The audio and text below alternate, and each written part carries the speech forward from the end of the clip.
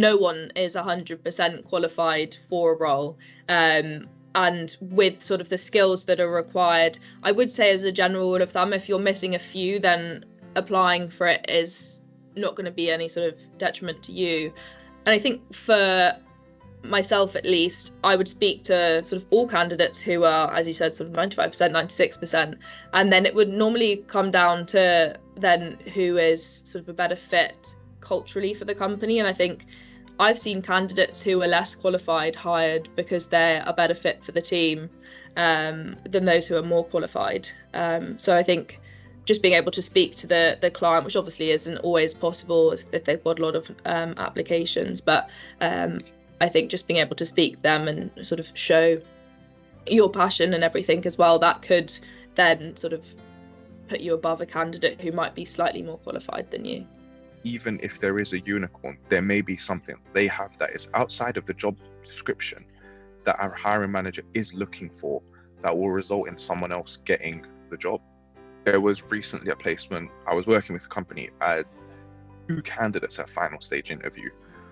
One candidate was very, very, very experienced, and I thought they were going to get the job. But the other candidate, who had exceptional experiences but just had a little less experience, had more maybe outside of science that they could offer to the company, that actually resulted in them getting the role instead. When you step into a biotech, for example, you're not just going to be doing pure lab work. You will be required to do other things as well, which potentially may be operations or program management or leading a team.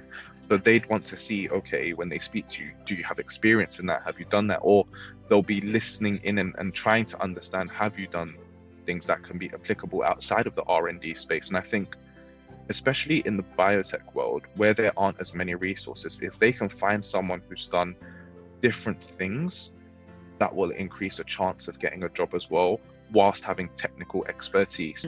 In this day and age as well, obviously with AI, there's new things that are developing every other week and new findings and discoveries. So if you're someone that can show you're motivated and focused on learning, that's also something that hiring managers look for a lot in this field. So someone that is not only going to be good for this role, but able to develop alongside the company and kind of take the initiative to learn as well and things like that. So I'd say that it's really important to be prepared from a candidate side of things, and hiring managers aren't just looking for your technical skill sets. They also want someone that fits culturally with the company and also has that kind of personality to kind of keep making a difference. And also from a senior management perspective, if not more important, that you have the right attitude to kind of be involved in leading the team and give across the company's goals and missions as well. So I definitely think it's worth making an application if it's an opportunity that you genuinely think you'd be able to do.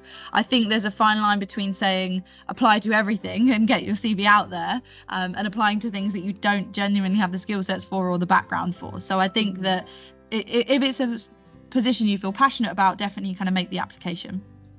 The fact that you don't meet 100% of the requirements, for me, is a good sign, because you want to find a person that can grow into the job. Otherwise, there are no challenges, you don't learn. And if something else comes along, you are quick to jump, which for the longevity of a placement is not ideal. What I recommend candidates is you have to go further than just apply, because you apply on LinkedIn, but so does half of Europe and half of APAC and the US, right? Everyone is interested in all these jobs. There are more candidates available than there are positions. So how do you stand out? In that sense, I think working with a recruiter specifically will help you stand out more, because it increases your chances of landing that first stage interview.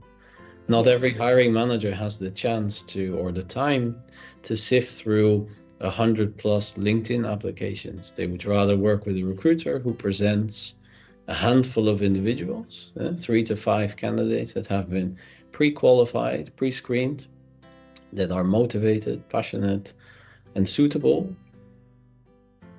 than having to sift through hundreds and hundreds of CVs.